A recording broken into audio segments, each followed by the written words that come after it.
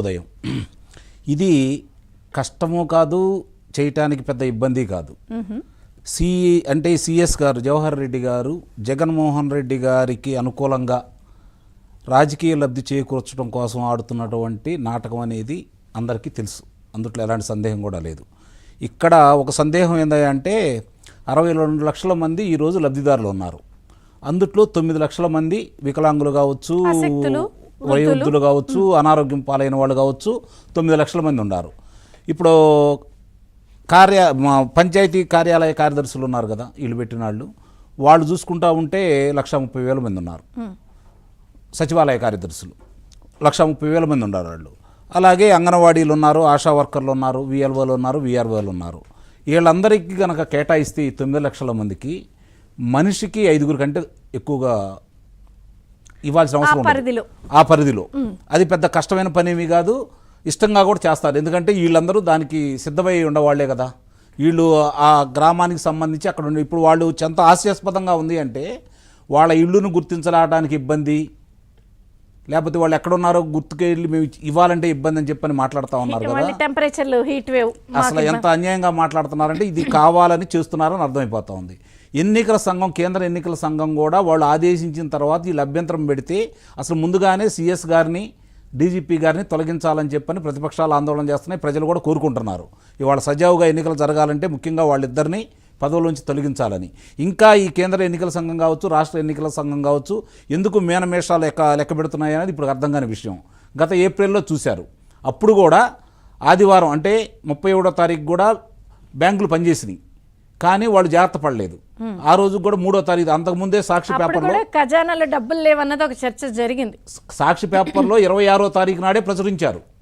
వాళ్ళ దినపత్రికలు ప్రచురించుకున్నారు. ఎందుకంటే 3వ తారీఖు దాకా ఇబ్బంది, అప్పుడు దాకా రావని చెప్పని. కానీ దాన్ని కూడా రాజకీయ లబ్ధిగా ఉపయోగించుకున్నారు. ఆ రోజు నిమ్మగడ్డ రమేష్ కుమార్ గారు న్యాయస్థానం ఆశ్రయించిన సందర్భంగా న్యాయస్థానం ఇచ్చిన తీర్పు ప్రకారం దాన్ని ఒక కులానికి అంటగట్టి చంద్రబాబు నాయుడు గారి సామాజిక వర్గానికి చెందిన వ్యక్తి నిమ్మగడ్డ రమేష్ కుమార్ గారు చంద్రబాబు నాయుడు గారు చెబితేనే చేశారని చెప్పని దాన్ని రాజకీయ లబ్ధికి ఉపయోగించుకోవాలని చూశారు.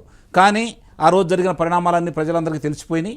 అది వాళ్ళకే ఎదురు తిరిగింది. ఇప్పుడు కూడా 36 మంది చనిపోయారు పోయినసారి వాళ్ళు చెప్పిన లెక్కల ప్రకారం. వాళ్ళనే ఇబ్బంది పడింది. ఆ సేవా రాజకీయాలు చేయాలని చెప్పని మంత్రి గారు కూడా వెళ్తే చేతకరించుకున్నారు. చీపురు కట్టెలతో కొట్టడానికి సిద్ధపడ్డారు. చీపురు కట్టెలు తీసుకుని కొట్టలేదు అంతే, మిగిలిన కార్యక్రమాలన్నీ చేశారు. అయినా సరే సిగ్గు రావట్లేదు వాళ్ళకి.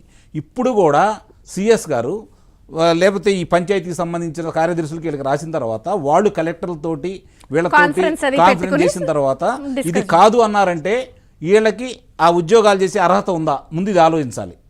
ఇది రాజకీయం చేయడం కోసం జవహర్ రెడ్డి గారు వాళ్ళు చేస్తున్నటువంటి నాటకాల్లో ఈ ఈళ్ళు కూడా పౌరైపోతూ ఉన్నారు. ముఖ్యంగా అధికారులు, ప్రత్యేక స్థానంలో ఉన్న అధికారులు దీనికి ఎందుకు వంత పడుతున్నారో ఇప్పుడు కూడా అర్థం కాని విషయం. వీళ్ళందరినీ తొలగించాలని, వీళ్ళ మీద అభియోగాలు ఉన్నాయని చెప్పని చంద్రబాబు నాయుడు గారు, అలాగే పవన్ కళ్యాణ్ గారు, పురంధేశ్వరి గారు వాళ్ళు కేంద్ర ఎన్నికల సంఘాలకి వివరాలతో కూడి ఎవరెవరు ఎట్లా చేస్తున్నారని చెప్పి వివరాలతో కూడినటువంటి పొందుపరిచినటువంటి లేఖలు వాళ్ళకి ఇచ్చినా కూడా ఇంకా ఈ మేనమేషాలు లెక్క పెడతామంటే ఎక్కడో కొంత అనుమానం ఏర్పడతా ఉంది. ఇది ఇంకా రాజకీయ లబ్ధి కోసం కేంద్ర ఎన్నికల సంఘం వ్యవస్థలు ఇంకా జగన్మోహన్ రెడ్డి గారి అధిపాజ్ఞంలోనే ఉన్నాయి, ఆయన చెప్పినట్టే జరుగుతున్నాయి అని చెప్పి భావించాల్సి వస్తుంది ఇప్పుడు కూడా. అందుట్లో ఎలాంటి సందేహం కూడా, ఎవరికి అది బాధ కలిగినా, ఎవరికి నష్టం జరిగినా వాస్తవం మాత్రం చాలా స్పష్టంగా కనపడతా ఉంది. దీనికి వీళ్ళు అందరూ కూడా ఆలోచించుకోవాలి. ముఖ్యంగా తెలుగుదేశం పార్టీ వాళ్ళకి కానీ, జనసేన వాళ్ళకి కానీ నేను తెలియజేసేది ఏంటంటే ప్రతి గ్రామంలో మీ కార్యకర్తలు ఉన్నారు, సుశిక్షులైన కార్యకర్తలు ఉన్నారు, మీ నాయకులు ఉన్నారు.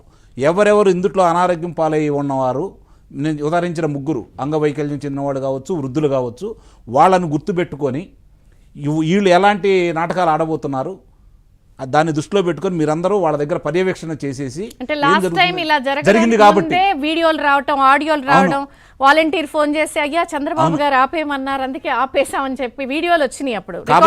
కాబట్టి ఇప్పుడు వాళ్ళు దాని మీద చర్యలు తీసుకొని మీరు వాళ్ళ దగ్గరికి వెళ్ళి జరిగిన పరిణామాలు వివరిస్తూ ఎవరెవరు వస్తున్నారో వీడియోలో తీసేసి ప్రపంచానికి తెలియజేయండి. వాళ్ళు ఆడే నాటకాలు ప్రపంచానికి తెలియాలి. ఇప్పుడు ఒకటి చంద్రబాబు నాయుడు గారు, పవన్ కళ్యాణ్ గారు ఒక హామీ ఇచ్చారు, అది వీళ్ళందరూ మర్చిపోతా ఉన్నారు.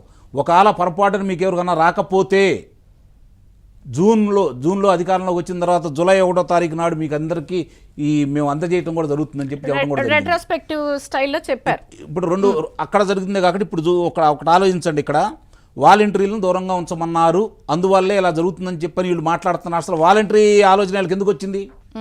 రాజకీయాల గురించి వీళ్ళు ప్రేరేపితమై మాట్లాడుతున్నట్టు రాజకీయంగా వాళ్ళు ఆ సొక్కాలు వేసుకొని వీళ్ళు పనిచేస్తున్నట్టు కనపడుతుంది తప్ప.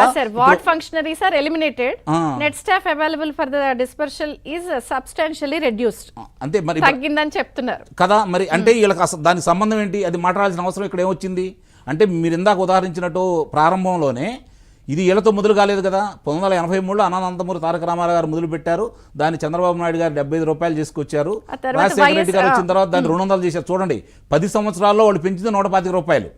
10 సంవత్సరాలు 2004 నుంచి 2014 వరకు వాళ్ళు పెంచింది 125 రూపాయలు. చంద్రబాబు నాయుడు గారు వచ్చిన తర్వాత ఒకే దఫా 1000 రూపాయలు చేశారు.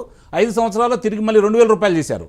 అంటే ఇక్కడ తెలుగుదేశం ప్రభుత్వం కావచ్చు, చంద్రబాబు నాయుడు గారు కావచ్చు, వీళ్ళకి 1875 రూపాయలు అంత చేశారు. వీళ్ళు ఇచ్చింది 125 రూపాయలు.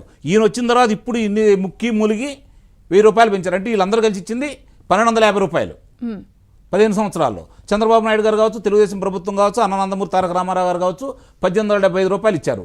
ఆ రోజు ఇంటికి తీసుకెళ్ళి ఇవ్వలేదు కదా. వాళ్ళ పరిస్థితిని అర్థం చేసుకొని అందరికి అందినాయి కదా. ఆ రోజు ఎలాంటి ఇబ్బందులు లేవు కదా. అంటే అప్పుడు ఎండాకాలాలు రాలేదా? ఈ ఇబ్బందులు లేకుండానే పోయినాయా? ఇట్లానే జరిగినాయా? ఆ రోజు కార్యదర్శి దగ్గరకు వచ్చేసి ఇందులో రాజకీయ కోణం 100కి 100%, 100కి 1000% ఈ రోజు రాజకీయాలు ఉన్నాయి. వాళ్ళకి కావాల్సింది ఏంటంటే శవ రాజకీయాలు కావాలి ఇప్పుడున్న అధికార పార్టీకి. దానికోసం వాళ్ళు ఏమైనా చేస్తారు. మీరు మేల్కోండి. నేను చెప్పినట్టు ఆ లబ్ధిదారులు ఎవరో గ్రామాల్లో మీ అందరికీ తెలుసు కాబట్టి